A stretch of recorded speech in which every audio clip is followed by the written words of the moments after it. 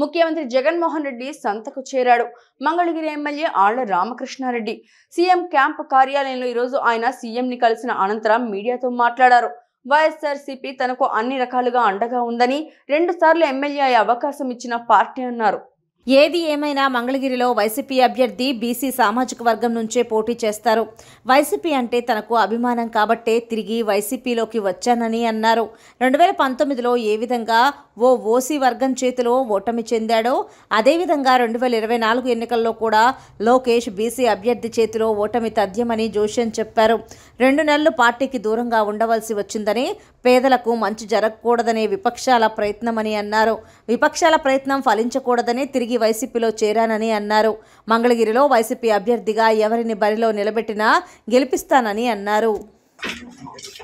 మంగళగిరిలో తిరిగి వైఎస్ఆర్ కాంగ్రెస్ పార్టీని గెలిపించడానికి 3వసారి నేను తిరిగి వైఎస్ఆర్ కాంగ్రెస్ పార్టీలోకి జగన్మోహన్ రెడ్డి గారి దగ్గర చేరడం జరిగింది.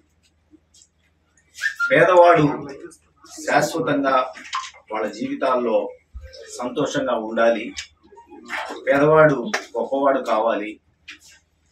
ప్రతి మధ్యతరగతి కుటుంబంలో కూడా ఎస్సీ, ఎస్టీ, బీసీ, మైనార్టీలు అందరూ కూడా వాళ్ళ జీవితాల్లో వెలుగులు నింపడానికి జగన్మోహన్ రెడ్డి గారు చేస్తున్నటువంటి కార్యక్రమాల్లో ఒక 2 నెలల కాలం పాటు నేను పక్కకు వైదొలిగినటువంటి పరిస్థితి నుంచి వాళ్ళ తిరిగి ఆ జగనన్న బాటలో నడవాలి అని చెప్పేసి నేను నిశ్చయించుకొని తిరిగి రావడం జరిగింది.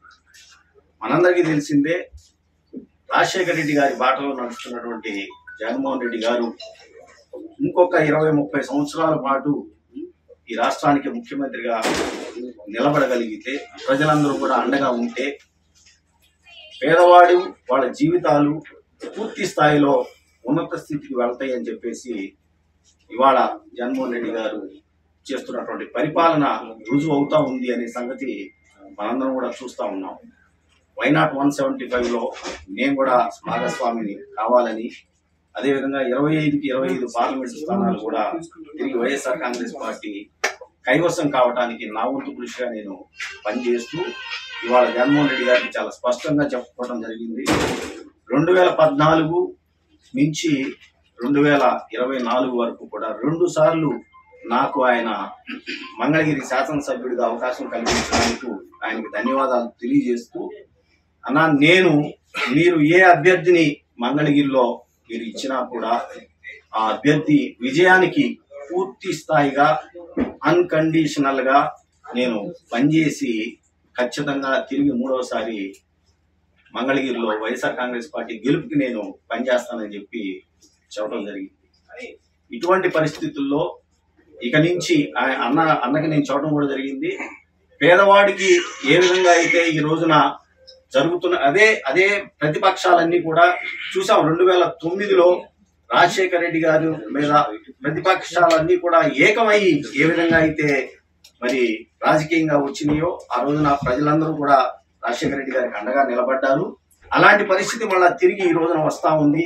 ఈ రాష్ట్రంలో పేదవాడికి మంచి జరగకూడదు, మధ్యతరగతి వాడికి ఎవరు అండగా ఉండకూడదు, మధ్యతరగతి వాళ్ళు ఎస్సీ, ఎస్టీ, బీసీ, మైనార్టీలు ఎవరు కూడా రాజకీయంగా, ఆర్థికంగా, సామాజికంగా ఎదగకూడదు అని చెప్పేసి ఈ ప్రతిపక్షాలన్నీ కూడా చేస్తున్నటువంటి ప్రయత్నాన్ని తిరిగి ఎండగట్టాలి, వాటికి ఎదురుగా నిలబడాలి అని చెప్పేసి భావిస్తూ జగన్మోహన్ రెడ్డి గారి సారథ్యంలో అన్కండిషనల్ గా పనిచేయడానికి, అదేవిధంగా మంగళగిరిలో మళ్ళా చెప్తా ఉన్నాం, తిరిగి 2024లో కూడా నేను వైఎస్ఆర్ కాంగ్రెస్ పార్టీ అభ్యర్థి గెలుపుకి నేను కృషి చేస్తాను, పనిచేస్తానని చెప్పి తెలియజేసుకుంటూ, 19లో ఒక ఓసీ చేతిలో ఏ విధంగా అయితే తెలుగుదేశం పార్టీ నారా లోకేష్ గారు ఓడిపోయారో రాసి పెట్టుకుండి, మళ్ళా 24 ఎన్నికల్లో బీసీ సామాజిక వర్గానికి చెందినటువంటి అభ్యర్థి చేతిలో నారా లోకేష్ గారి ఓటమి ఖాయమని చెప్పేసి ఈ సందర్భంగా తెలియజేసుకుంటాం. Thank you.